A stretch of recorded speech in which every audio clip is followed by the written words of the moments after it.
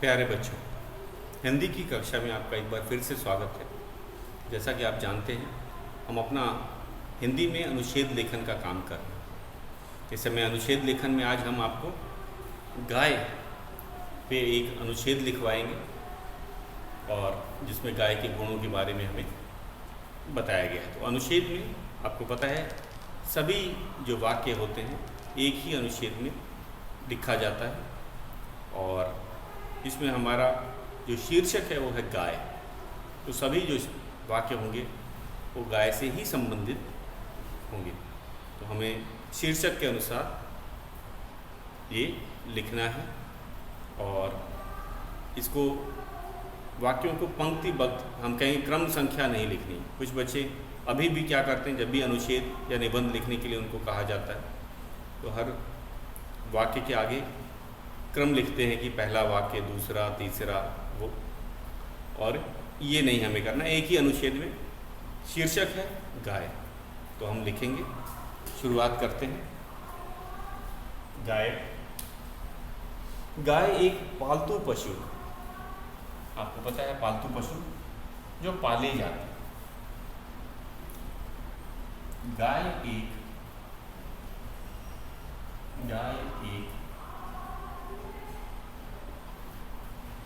पालतू पशु है। पालतू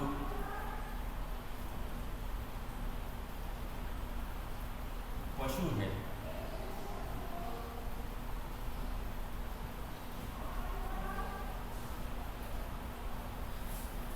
इसके दो कान। तो पालतू पशु और जंगली जो जानवर होते हैं, पशु या जंगली पशु में क्या अंतर होता है? इनको पाला जाता है, मनुष्य के संपर्क में रहते हैं, मनुष्य के साथ हैं और पूरी तरह से मनुष्य पर निर्भर भी रहते हैं, खासकर अपने देखभाल के लिए, हम कहेंगे खाना, चारे के लिए, पानी के लिए और दवाइयों के लिए। कभी कभी वे बीमार भी पड़ते हैं। तो गाय एक पालतू पशु। और अब इसके बारे में हम इसके जो शारीरिक जो बनावट, आकार, तो कान, जो टांगे, सींग, पूंछ, इन सब के बारे में बताएं कि वो कैसे है। तो सबसे पहले हमने इसका बताया कि पालतू पशु है। उसके बाद अब इसकी जो बनावट है, शारीरिक रचना जिसे हम कहते हैं, वो बता रहे हैं। इसके दो कान।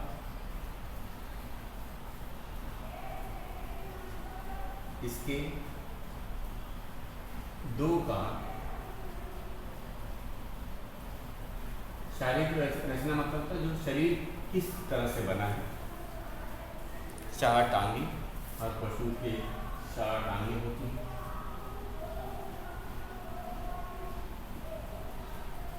चार टांगे बहुवचन।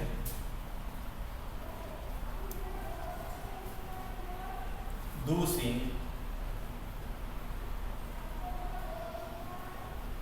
दो सींग तथा एक लंबी पूंछ होती है। तथा एक लंबी पूंछ। लंबी पूंछ होती है। लंबी पूंछ होती है।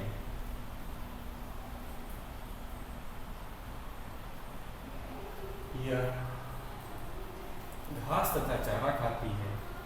यह घास तथा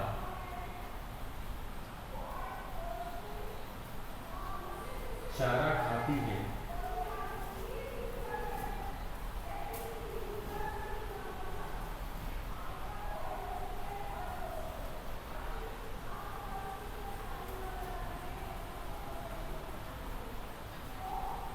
तो पशु का जो व्यवहार है, शारीरिक जो बनावट है, उसके बारे में हमने बताया कि दो कान, चार टांगे, दो सींग और एक लंबी पूंछ होती है। और उसके खाने पीने की जो आदतें हैं क्या है, यह घास तथा चारा खाती है, ये भी हम बता रहे हैं।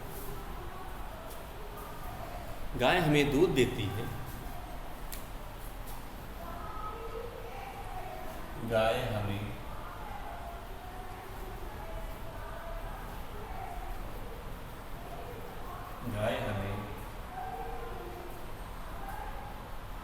दूध देती है,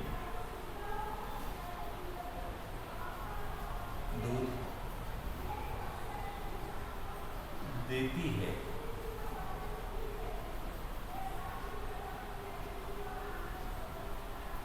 गाय का दूध बच्चों के लिए बहुत अच्छा होता है,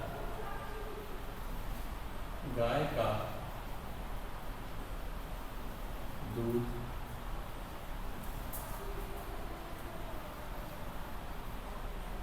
बच्चों के लिए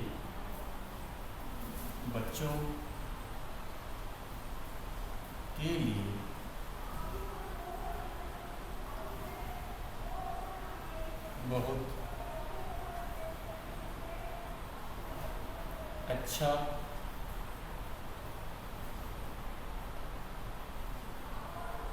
होता है।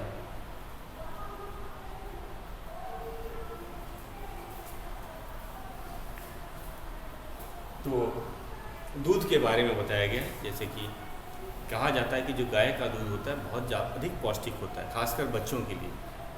ये बाकी जो दूध होते हैं जैसे कि भैंस के दूध की तुलना में इसमें ज़्यादा हम कहेंगे खास करके प्रोटीन होते हैं जो बच्चों के दिमाग और शारीरिक विकास के लिए ज़्यादा अच्छे माने जाते हैं। और ये वैज्ञानिक शोध से पता चला, ये अभी जो हाल में जो वैज्ञानिकों ने इस पर शोध किया तो उन्होंने पाया कि जो गाय का दूध होता है ये सभी जानवरों में सबसे ज़्यादा पौष्टिक होता है, अच्छा होता है, खासकर बच्चों के लिए। तो ये हम कहेंगे एक अच्छे दूध का स्रोत होती है गाय। उसके बाद हम चलते हैं गाय के दूध से क्या क्या बनता है, तो उसके बारे में ज़रा विस्तार से लिखेंगे।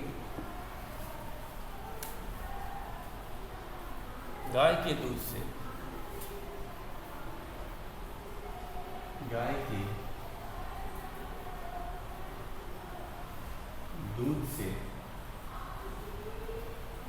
गाय के दूध से दही मक्खन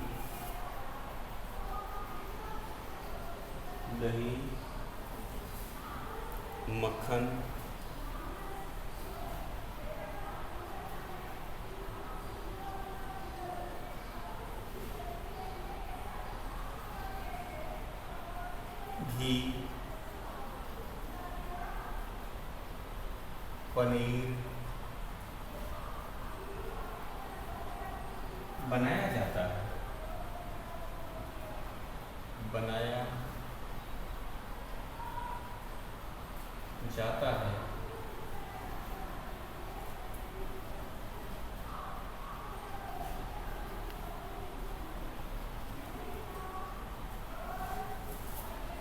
तो जैसा कि आपको पता है दूध से कौन कौन सी चीज़ें बनती हैं, तो ठीक गाय के दूध से भी हम दही बना सकते हैं, मक्खन, घी और पनीर बनाया जाता है।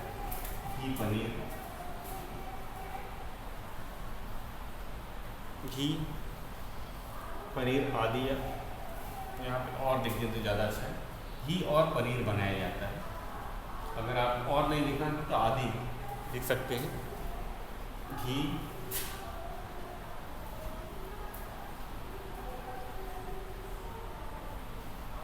तथा पनीर, तथा करके लिख देते ज़्यादा अच्छा रहेगा। तथा पनीर बनाया जाता है, पनीर बनाया जाता है।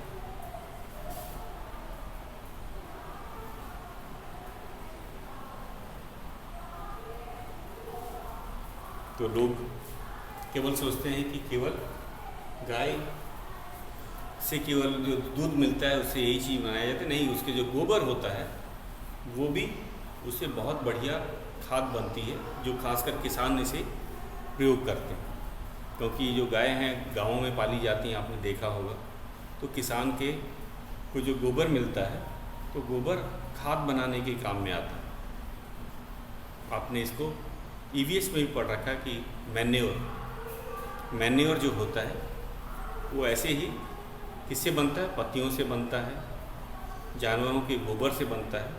तो गाय के जो गोबर से खाद बनाने के काम में आता है। इसको गड्ढे में डाल दिया जाता है और कुछ महीनों के बाद, जैसे कि करीब 6 या 8 महीने के बाद यह खाद में बदल जाता है और खाद को खेतों में डाला जाता है, जिससे कि किसान को दुगना फ़ायदा होता है। एक तो क्या हो गया, एक तो दूध से वो अलग अलग चीज़ें बना लेता है, एक इसमें फ़ायदा हो गया उसको। दूसरा है जो गोबर प्राप्त हुआ उससे खाद बनाएंगे और इस खाद का वे प्रयोग कहाँ करते हैं, खेती में।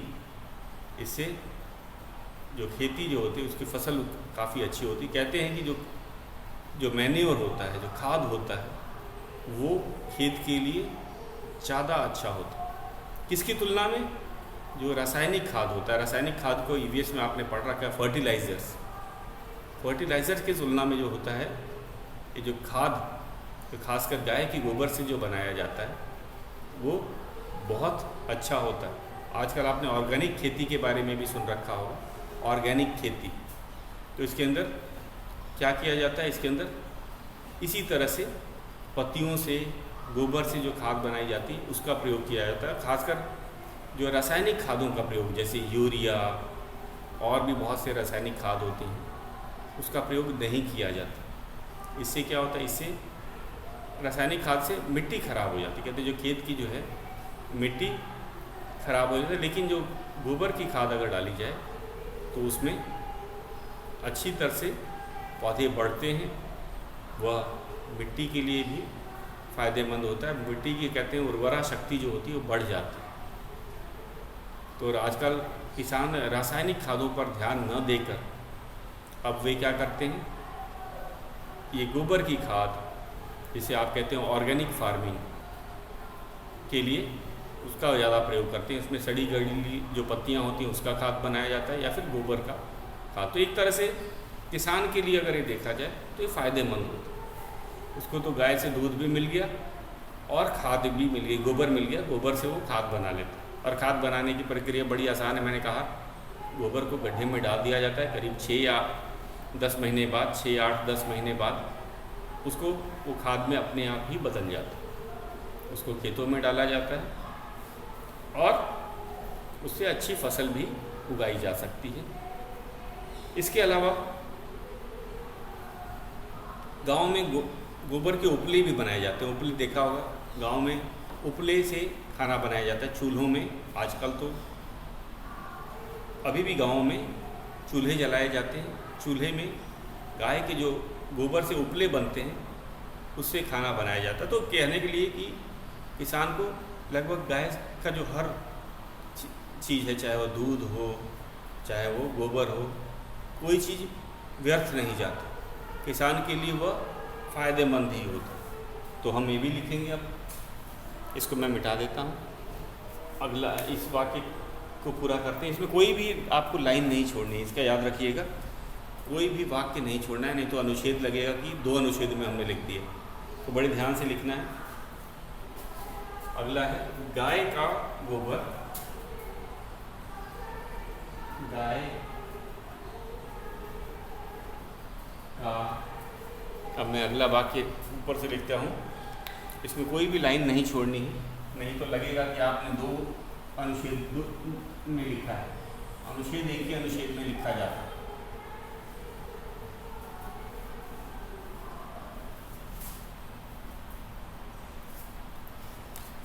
गाय का गोबर, गाय का गोबर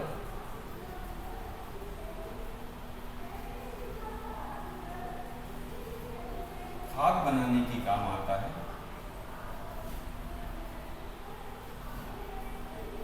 खाद बनाने के, खाद बनाने के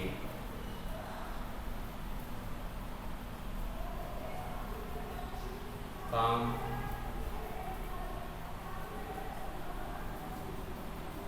आता है। गाय का गोबर खाद बनाने के काम आता है। गांवों में गोबर से उपले बनाए जाते हैं।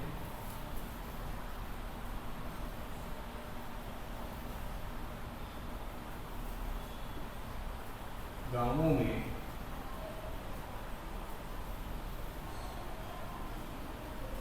गोबर से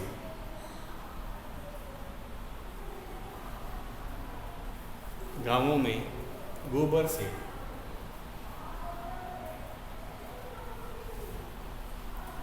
उपले बनाए जाते हैं। उपले क्या होते हैं आपने देख रखा होगा, और ये उपले चूल्हे में जलाए जाते हैं। गांव में गोबर से उपले बनाए जाते हैं।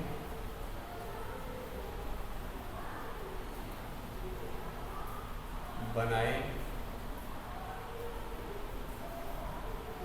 जाते हैं। तो कुछ बच्चों को लगेगा उपले क्या होते हैं, क्योंकि उन्होंने शायद देखा ना हो, क्योंकि आजकल गाँव में भी गैस जो है एलपीजी गैस की बात करें उसका काफ़ी प्रयोग किया जाता है। लेकिन गांव में बहुत से गांव में अभी भी जो है उपले से ही चूल्हे जलाए जाते हैं। तो उपले का कहाँ होता है? उपला खाना बनाने में, चूल्हे से खाना बनाने में उपलों का प्रयोग किया जाता है। उपलों से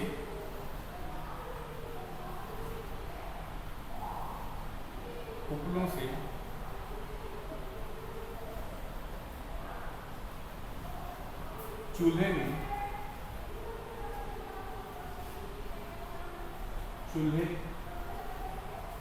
उपलों से चूल्हे द्वारा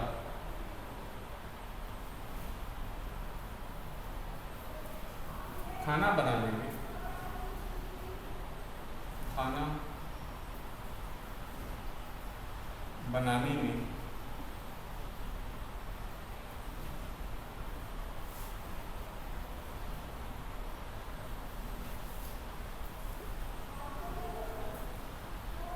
उपलों का प्रयोग, मैंने इसको सही कर दिया वाक्य। इस वाक्य को लिख रहे हैं हम लोग क्योंकि बच्चों को पता नहीं उपलों का प्रयोग क्या। हमने तो लिख दिया गांव में गोबर से उपले बनाए जाते हैं। उपलों का प्रयोग कर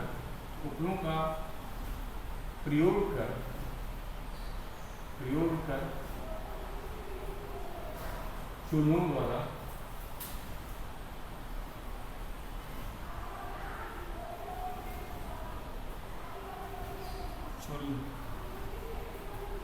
द्वारा उपलों का प्रयोग कर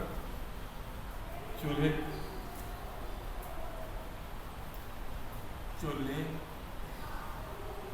पर खाना बनाया जाता है। खाना बनाया जाता है।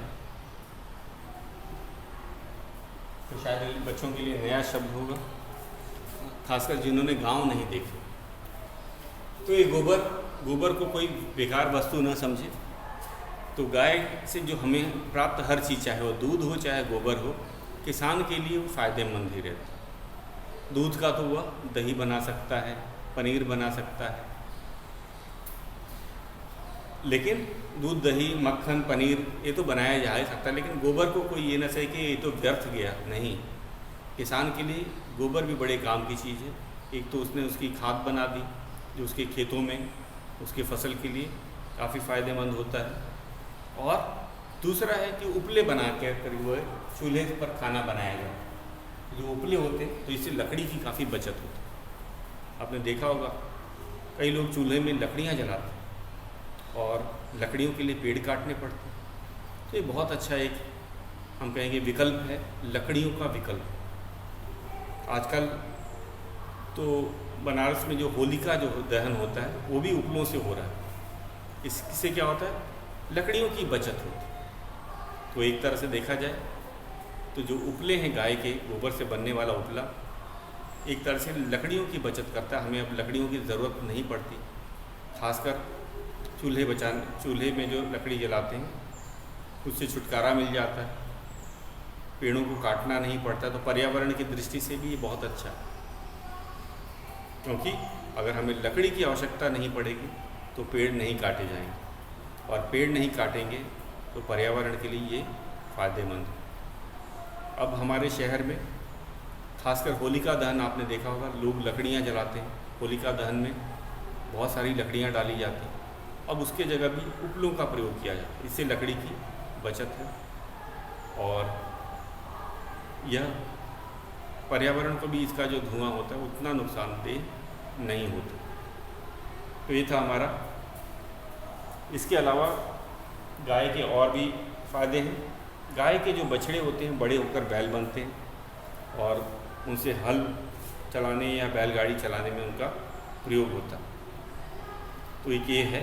और भी फ़ायदे क्या हैं कि गाय के बछड़े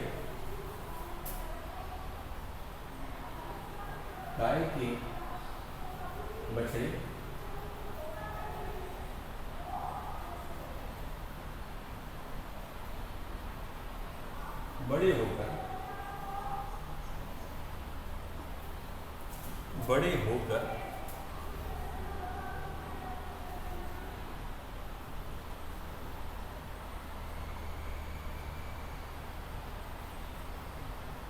बैल बनते हैं। बैल बनते हैं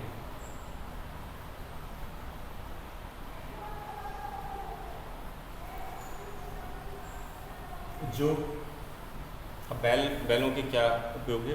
बोझा ढोने तथा हल चलाने का काम करते हैं। तो बोझा कैसे ढोते हैं? उनको बैलगाड़ी में जोत दिया जाता है। तो बैलगाड़ी आपने देखी होगी, बैलगाड़ी में बैल लगे होते हैं और ये बोझ जो है, जैसे कि किसान के क्या बोझ होते हैं, कभी उसे चारा लाना होता है, कभी उसे कुछ जो बोरियां होती हैं मंडी तक पहुंचानी होती है, तो बोझ ढोने का भी काम करते हैं बैल। और हल चलाने का, फसल बोने के लिए हम कहेंगे बीज बोने से पहले खेत को जोता जाता है, उसके लिए हल चलाने का भी काम कौन करते हैं? बैल करते हैं। तो एक तरह से देखा जाए तो गाय पालने के किसानों को बहुत से फ़ायदे होते हैं। केवल आमतौर पर हम लोग सोचते हैं केवल दूध मिलता हो, लेकिन नहीं।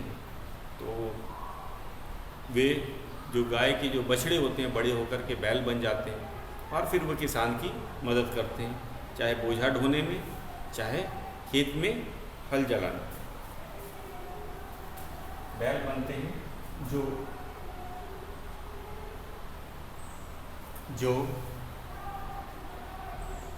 बोझा ढोने, बोझा किसी चीज़ का हो सकता है, बोरियों का हो सकता है, जो बैलगाड़ी में जो भी बोझ लगा, तो इसे बोझा ढोने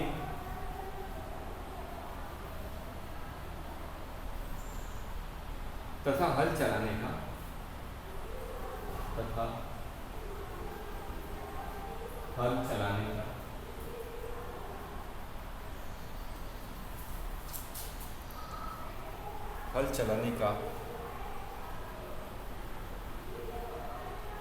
काम करते हैं,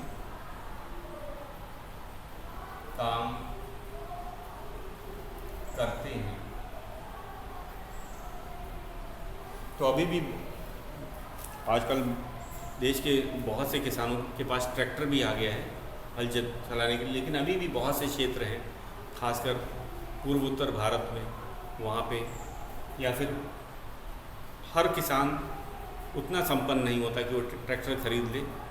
खासकर पहाड़ी क्षेत्र में तो वहाँ पे बैलों का ही प्रयोग किया जाता है। वहाँ के खेत होते हैं, सीढ़ीदार खेत होते हैं, वहाँ पे ट्रैक्टर चल भी नहीं सकता। या सुदूर के जो क्षेत्र हैं, जैसे नॉर्थ ईस्ट हम कहेंगे भारत के, वहाँ पे भी बैलों का बड़ा प्रयोग किया जाता है बैलगाड़ी चलाने के लिए और बोझ ढोने के लिए। बैलगाड़ी और हल चलाने के लिए आज भी बैलों का प्रयोग किया जाता है। तो एक तरह से जहाँ ट्रैक्टर नहीं चला सकते वहाँ पे बैलों से काम किया जा सकता है। तो ये आज भी किसानों के लिए बहुत फ़ायदेमंद है। और गांव में गाय पालना लोगों का मुख्य धंधा होता है। जब गाँव की बात की जाए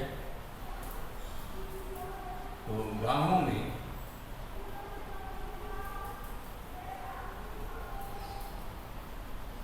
गांवों में गाय पालना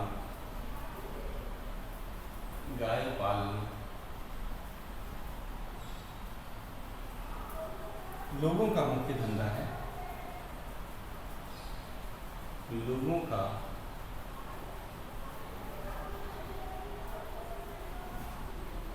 मुख्य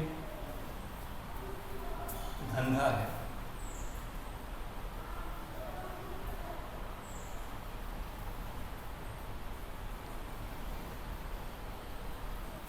तो गाय पालना लोगों का मुख्य धंधा है। तो अधिकतर गांवों में जो लोग होते हैं अधिकतर वे गाय पालते हैं। लगभग हर घर में आपको गाय मिल जाएगी। तो ये धंधा क्यों कहा जाता है? क्योंकि इससे वे अपने दूध और घी को बेचा करते हैं। गाँव वाले जो हैं जो उनके उपयोग से जो दूध बच जाता है उसे वे बेच देते हैं और उससे क्या कहते हैं उनको आमदनी होती है, उनको पैसे मिल जाते हैं। और आपको जानकर हैरानी होगी कि यही जो किसानों का जो अतिरिक्त दूध होता है वही जो दूसरी कंपनियां हैं वो खरीद लेती हैं, जैसे कि पराग और अमूल और जितनी ये सब कंपनियां हैं, इसी किसानों का अतिरिक्त जो दूध होता है उसको खरीद लेती हैं और उनको फैक्ट्री में लाकर उसको हम कहेंगे उसको पैक किया जाता है और उसका वितरण शहरों में किया जाता है। तो एक तरह से है ये वही गाय होती हैं जो कि किसानों के द्वारा पाली जाती हैं और उनका जो अतिरिक्त दूध होता है वे बेच देते हैं। तो इसीलिए ये उनका मुख्य धंधा है। गांव में लोग बहुत से लोग लगभग हर घर में गायें पाली जाती हैं और वे अपना अतिरिक्त दूध बेच दिया करते हैं। और ये जो कंपनियां, विभिन्न कंपनियों का मैंने नाम बताया, वे उसे लेते हैं, उसको पैकेजिंग करते हैं और लोगों तक पहुंचा दिया जाता है। तो ये बड़ी तेज़ी से काम होता है। कैसे दूध लिया जाता है, तुरंत फैक्ट्री में जाकर उसको ठंडा किया जाता है और उसके बाद उसकी पैकेजिंग कर दी जाती है और शहरों में लोगों तक पहुंचा दिया जाता है जो कि उसके ग्राहक होते हैं। तो शायद आपके घर में भी इसी तरह से दूध आता होगा, तो वो आपको एक अच्छा पता चल गया होगा कि कैसे किसान से आपके घर तक वो दूध पहुंच जाता है। और हिंदू लोग इसे गौ माता कहकर इसकी पूजा भी करते हैं। भारत में जैसे उत्तर प्रदेश में कानून है कि गाय को कोई हानि नहीं पहुंचा सकता। अगर कोई उसे मारने का प्रयास करता है तो उसे जेल तक हो सकती है। तो गाय एक महत्वपूर्ण पशु है किसानों की दृष्टि से देखा जाए, और लोग इसे पूजा भी करते हैं। इसे माँ का दर्जा तक दिया जाता है। तो हमें गाय की सच्ची सेवा और देखभाल भी करनी चाहिए। कहते हैं कि उसको माँ का दर्जा दिया जाता है गाय को जो है, क्योंकि हम उसका दूध पीते हैं और वो पर्यावरण को नुकसान नहीं होता। उसका जो गोबर होता है उससे खाद बनती है, उपले बनते हैं। तो उसके बहुत से काम हैं, लोगों का व्यवसाय होता है। बहुत से लोगों का व्यवसाय गाय के द्वारा ही चलता है। और इस कारण से यहाँ तक कि अपने शहरों में देखा होगा, जो गाय बूढ़ी हो जाती है उनको गौशाला में भेज दिया जाता है। उनको मारा नहीं जाता, क्योंकि उन्होंने पूरी ज़िंदगी तक हमारी मनुष्यों की सेवा की है। तो जो गौशाला में उनको अंतिम समय तक उनको रखा जाता है। तो ये है। और अंतिम हम वाक्य लिख देते हैं कि हमें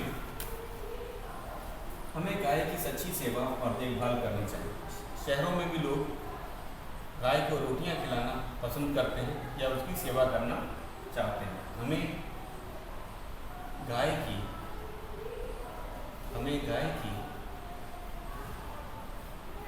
सच्ची सेवा और देखभाल करनी चाहिए। कि हमारा अंतिम वाक्य है, सच्ची सेवा और देखभाल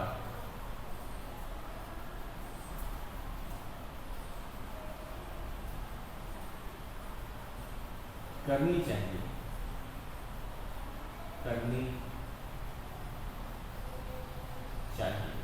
पूर्ण विराम। तो ये था हमारा गाय पर अनुच्छेद। आप इसे नोट कर लेंगे और याद भी करेंगे। तो ये था हमारा तीसरा और अंतिम अनुच्छेद। हमने 3 अनुच्छेद करा दिए। परीक्षा में ज़रूरी नहीं कि यही 3 आए, इनसे मिलता जुलता आपको कोई अनुच्छेद आ सकता है। तो आज के लिए इतना ही। आपका आज का गृह कार्य है, इसे आप याद करेंगे और नोटबुक में लिखेंगे।